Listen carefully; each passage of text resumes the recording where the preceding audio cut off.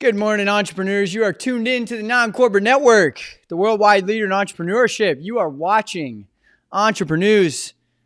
My name is Chaz Vandemotter. I'm Dustin Trout.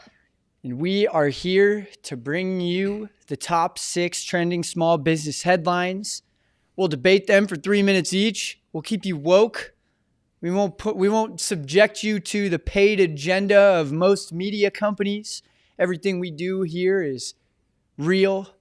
Dustin, you want to tell them about where they can be tuning in?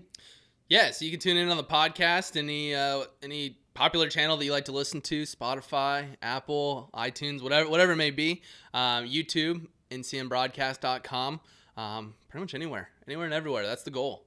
Sweet. I'm excited to get in these stories today. We got some good ones. Cool. Let's go ahead and dive right in. So with this first one, Lowe's launches Shark Tank-like effort to get products from diverse small businesses to the shelves. So they're partnering up with Damon John from Shark Tank to really mentor entrepreneurs, listen to their pitches, and really narrow down the pool of standouts. It builds on the retailer's effort to support small business that have struggled during the coronavirus pandemic. Right when the pandemic happened, they had small business grants. I can't remember the exact number. It was right around 80 million. They had a good 800,000 people apply for it. So they're just continuing that effort to help out the small business community.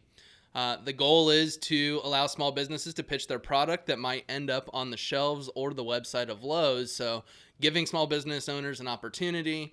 Lowe's will be able to expand their SKUs and offer more to their customers. And so, I mean, to me, I think it's a win-win. I will say, though, that I think there might be some ulterior motives here. But, I mean, what are your thoughts? Is this a selfless or a selfish move? I wouldn't say that it's selfish or selfless. I mean, I look at it as something where this is really an investment. You know, in today's climate, it seems like the word investment is synonymous with the word donation, but this is something that truly is just a shift in their R&D budget. And I think it's a good opportunity for them to get some innovation out of it. I mean, this is why Amazon has done so well, is because they're constantly iterating, they're constantly innovating, they're constantly challenging to push the envelope in the next 5-10 years. And, Lowe's is proving that they're investing in African Americans, they're investing in minority-owned business owners, but they're also investing in themselves. And this is only going to give them more upside. I'm sure that there's going to be plenty of contracts and non-competes if they do get these things on the shelves. And so, I don't think it's too much of a virtue signal here, but I would say that I think it's a strategic investment and something that, is well-timed. Yeah, I mean, when it comes to business, I mean, you got to make money, and it always comes down to how you can provide enough value for both parties, and I think that's what this does. I mean, Lowe's, they get proprietary products on their shelves, and then they're giving a platform to these business owners. I mean, I'm sure they're going to turn it into some type of show. I was going to say, make some content out of it, yeah. Exactly. I know that the CEO mentioned that they're trying to reach more of the business professionals, especially as more people are working from home. So, I mean, I think this is a great way to do it. There's a lack of content, so they're going to be creating content from it, I would assume. You're giving small business owners a platform. They're getting more product, and I think, across the board, it's a win-win. It's cool to see Lowe's really step up so quickly after the pandemic came out. Well, I think there's some white space, too. The same way Target and Walmart compete, I think that Lowe's and Home Depot can stand for different things. And, Home Depot is less of a humanized brand, I think. It's more related around getting things done. And so, Lowe's has an opportunity to, create a different position for themselves. And I think it's definitely something that could grow them for sure. Absolutely. So on to our next story. So a snapshot of the $1.2 trillion freelance economy. It's definitely growing since COVID-19 broke out, but more just a little behind the scenes on the numbers. More than 1/3 of the American workforce does freelance work, especially amid the COVID-19 pandemic. This is a 22% increase since 2019. It's really comprises of young, highly skilled professionals that really their skills are highly sought out by not only large business, but small business. Really what's driving this, freelancing increases the earning potential. Professionals are likely to consider freelance work in the future. as people have experienced COVID and being able to work from Right. home, they've seen the opportunity where, hey, I have an hour downtime here. I can take on more work, and they can really own their schedule and be able to fit all this type of stuff in. And so how we're progressing as a workforce just is in line with what makes it easy to actually do freelance work. Yeah. And more professionals are freelancing full time, where it used to be more of a part-time thing. But as the earning potentials grow and the opportunity grows, just more people are doing it. And so, I mean, my question is this good or bad for the economy? And I mean, I love it. The entrepreneurship is huge, but with more people taking on more work, are we just going to overload everyone? And what does that do to the mental state? Is work actually going to get done? So from a productivity standpoint, are we going to, remain productive? Yeah, no, and the writing's on the wall here. We're decentralizing business. I think this is something where the writing is on the wall to, what the American workforce wants to be doing. And we're seeing this trend ever growing every year. It gets bigger and bigger. And so, I mean, my questions are more in line with, what does this do as it relates to healthcare? What does this do as it relates to some kind of universal base income? Because like, as you mentioned, the earning potential might be higher, but at the end of the day, a lot of these gigs are part-time.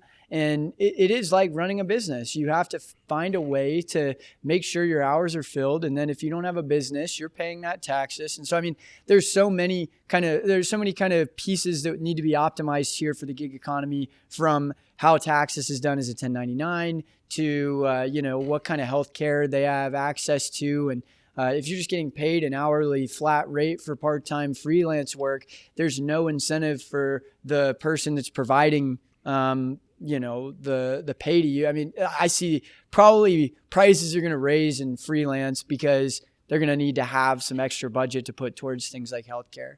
I mean, that's exactly what happens. I mean, it's you work for a company. I mean, whenever you net out your annual salary, I mean, $25-$30 an hour, you go to freelance, you can do the same work and charge $70-$80 an hour because it is freelance, it's part-time. And so thought is, if you can get enough clients and turn it into a full-time thing, you're going to triple your income, which then you don't need that $300, $400, $500 from your employer to pay for benefits and stuff. And so, but with that, I think there's going to be a huge influx in opportunity and businesses that arise to help bring costs down, whether it's group plans or whatever it may be. But I think there's going to be a lot of innovation that happens and a lot of business created from this change in workforce. Yeah, no, definitely.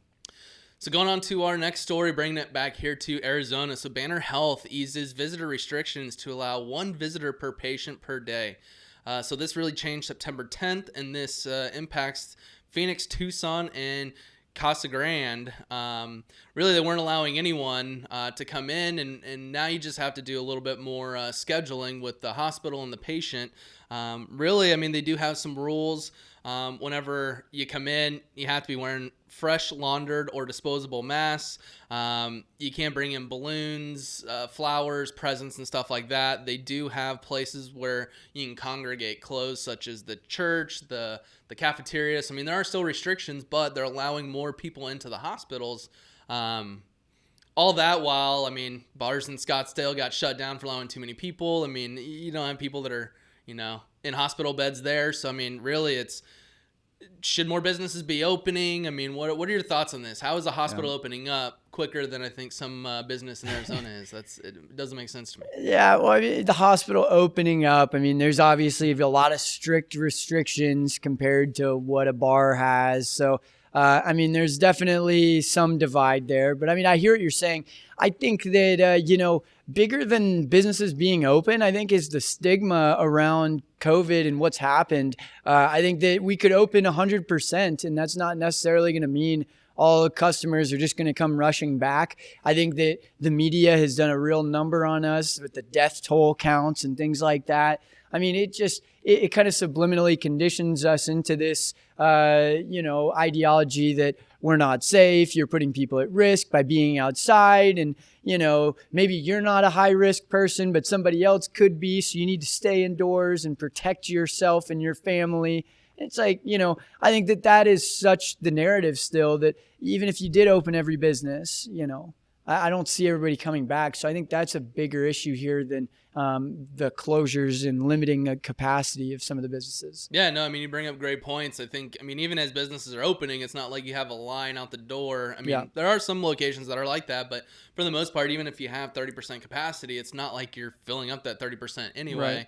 Right. But I think one thing that you mentioned that really stands out is just how the media is construed this. I mean, obviously people die and it's never good, but I mean, very rarely do you ever see just plastered everywhere on every news channel just the rising death rate or number of deaths or infections. And it's just, I mean, it really goes to show that, I mean, marketing works. I mean, because that's all it's doing is sending that message. That's all marketing is communication. And that's all the media is communicating is how bad this is. Yeah. And it's just ingraining into people's minds and stuff global like that. warming versus climate change. And one sounds a lot less obtrusive than the other. And so, I mean, you know, that really is what it comes down to, is how can we condition people into believing a certain narrative? And it's disappointing, but you know, what are you going to do? That's why you come over here and listen to us at NCN. And I'll tell you, one of our favorite partners is State 48. Thank you guys for supporting our cause. And you know, we just love what they do. You know, I don't have to sit up here and be robotic. Like, they have an amazing business and an amazing, you know, stance on bringing light to things that need to be talked about. And they put together some really great partnerships, especially with a lot of our 501c3s out here. And so, yeah, we just appreciate you guys. You guys do a great job. Yeah, I mean, they're doing awesome clothing for all, inspired by Arizona. But I mean, going more onto the community side, is they just launched a whole initiative to help nonprofits and create more partnerships, and really created a whole division for it. So I mean, they just keep moving full steam ahead on not only creating awesome clothing, but just bringing the community together. So check them out, state48.com. All right. Well, getting into our next story, Verizon to buy wireless service provider TracFone in $6.25 billion deal. If you're wondering what's TracFone, well, I'll tell you, it's the largest prepaid mobile brand in the U.S., approximately 21 million subscribers, 90,000 retail locations. This deal was $3.125 billion in cash, $3.125 billion in equity of Verizon, and another $650 million NFL style that's based on incentives. So I think that, you know, this is obviously a big move right off of the heels of the Sprint and T-Mobile merger. You know, it's clapback season for Verizon. So what do you think of this deal, Dustin? Is this a good deal? Is this going to pay off for them? I mean, in terms of it being a good deal, it's tough to say. I mean, that's a big valuation, but I mean, in terms of the move and where their heads are at, I think I totally appreciate it, and I see where they're coming from. I mean, when I hear TracFone, it's a demographic that might be in the lower household income. I mean, that's just my perspective and everything like that, which I don't think is really associated with Verizon. I mean, you hear Verizon, it's always the higher end plans, and you know, this right here is a move that gets them into a huge audience that they aren't even in right now. So this is going to bring on a huge wave of new customers, new revenue, and just expand. And I mean, they made it happen a lot quicker without the legal side, the Sprint and T-Mobile. So I mean, in terms of how much it costs to actually make this deal happen, I think it's probably a lot more cost effective than that deal. And I think they're going to, you know, reach a new audience segment where T-Mobile and Sprint, I think their audiences are pretty similar. So I mean, there isn't a whole lot of traction in gaining new. Well, T-Mobile is pretty big internationally, but That's true. No, definitely.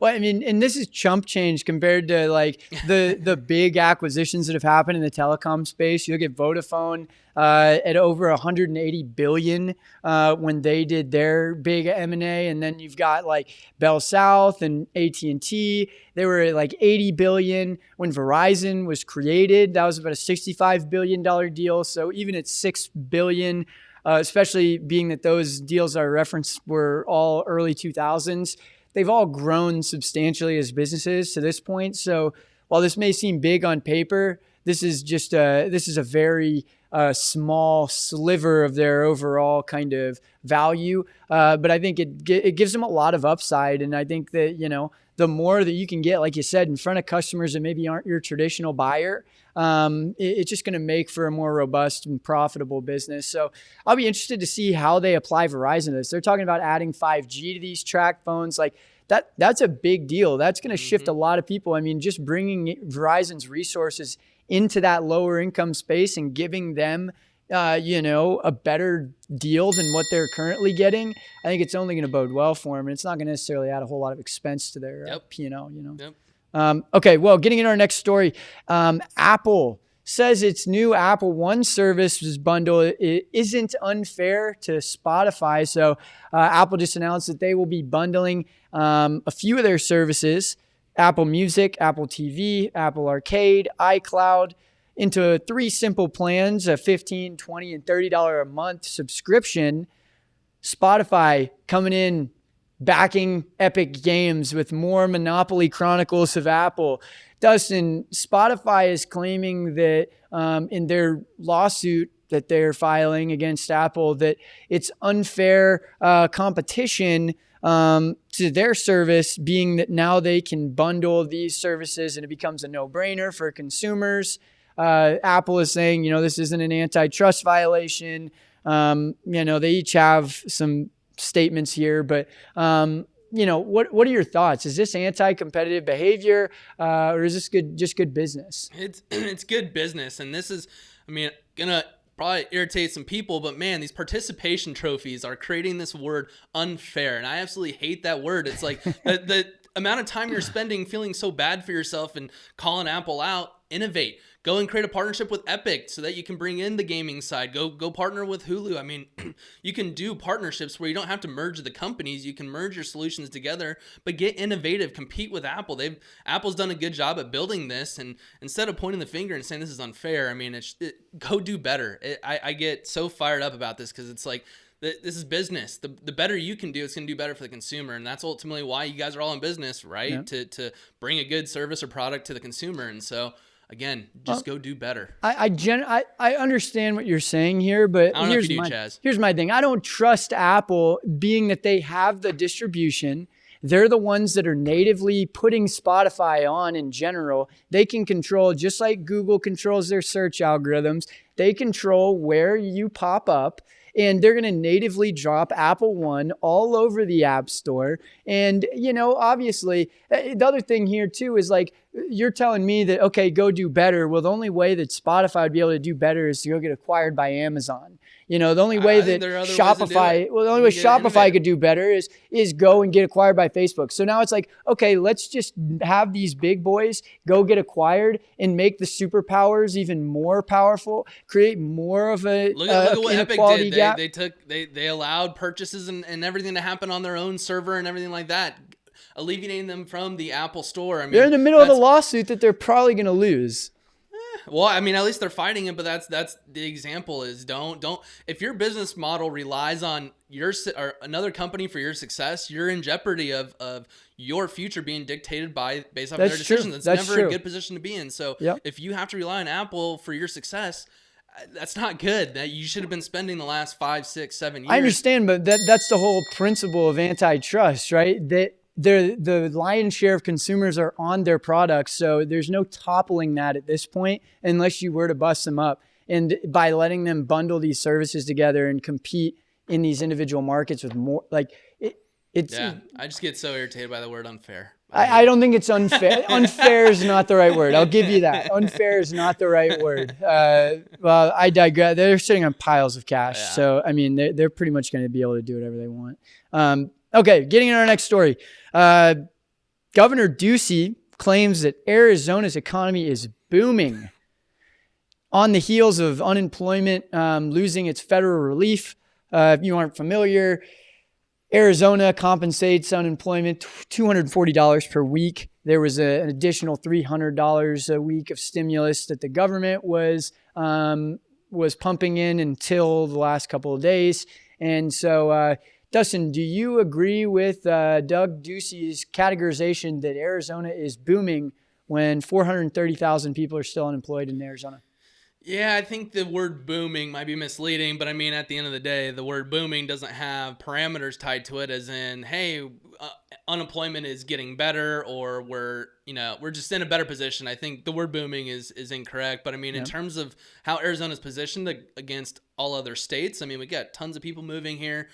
We have tons of construction going on. But I mean, in terms of relativity to all other states, I would say maybe we're booming. But I think booming is an overall positive connotation. And I don't necessarily think that we're booming. We're building a beach. I mean, yeah, we are building a beach. That's huge.